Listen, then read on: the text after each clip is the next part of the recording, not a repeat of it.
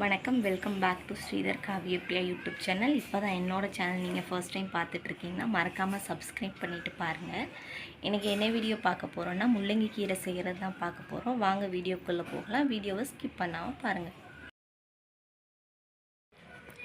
எல்லோரும் பார்த்தோன்னே கண்டுபிடிச்சிருப்பீங்க இது முள்ளங்கி கீரைன்னு. இது எதுக்காக எடுத்து வச்சுருக்கேன்னு பார்த்தீங்கன்னா பொரியல் பண்ணுறதுக்கு எடுத்து வச்சுருக்கேன். நம்ம கொஞ்சமாக குழம்பு மாதிரி வச்சு சாப்பிட்லாம். பாசிப்பருப்போடு வேக வச்சு கொஞ்சமாக தாளித்து சாப்பிட்டாவும் நல்லாயிருக்கும். இதில் நிறைய மருத்துவ குணம்லாம் இதில் இருக்குது. பார்த்திங்கன்னா மஞ்சள் காமாலை, சிறுநீரக கல்லாம் இருந்துச்சுன்னா இது சாப்பிட்லாம். சர்க்கரை நோயாளி கூட சாப்பிட்லாம். சுகர் பேஷண்ட் சொல்லுவாங்கள்ல, அவங்க கூட இதே சாப்பிட்லாம். அதில் வந்து கார்போஹைட்ரேட் கொஞ்சம் கம்மியாக இருக்குது, அதனால இதுவுமே சாப்பிட்டுக்கலாங்க.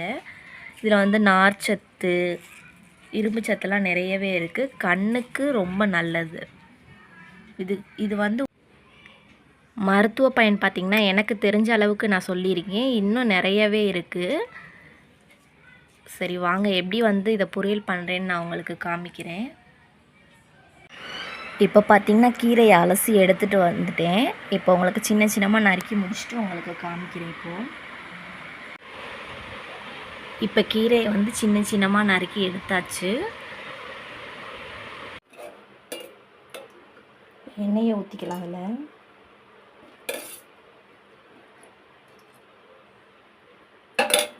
எண்ணெய் காயட்டும் கொஞ்சம் நேரம்.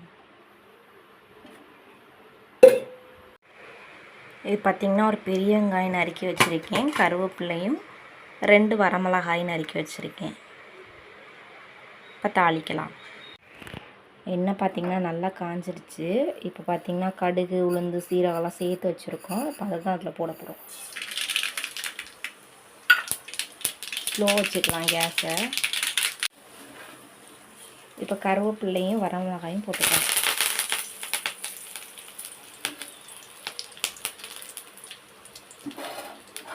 பார்த்திங்கன்னா இப்போ வெங்காயம் இருக்குது, அதையுமே போட்டு வதக்கணும்.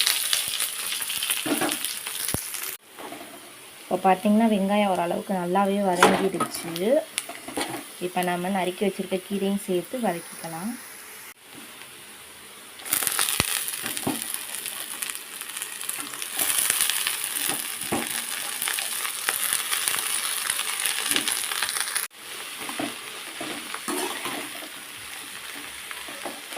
நல்லா கிண்டி விட்டு கொஞ்சம் நேரம் வேக விட்டுக்கலாம்.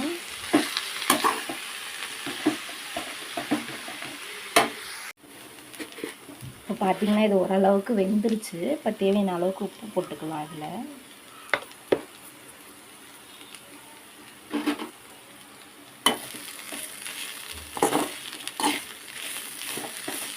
இன்னும் கொஞ்சம் நேரம் வேகட்டும். வெந்ததுக்கப்புறமா காமிக்கிறேன் உங்களுக்கு.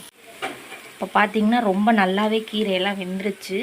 தேவைப்பட்டால் தேங்காயும் திருகி போட்டு இறக்கிக்கலாம். அவ்வளோதான், ரெடி ஆயிடுச்சு முள்ளங்கி கீரை. இந்த வீடியோ அவ்வளோதான் முடிஞ்சிருச்சு. நெக்ஸ்ட் வீடியோ உங்களுக்கு என்ன வேணும்னு கீழே கமெண்டில் சொல்லுங்கள். தேங்க்ஸ் ஃபார் வாட்சிங்.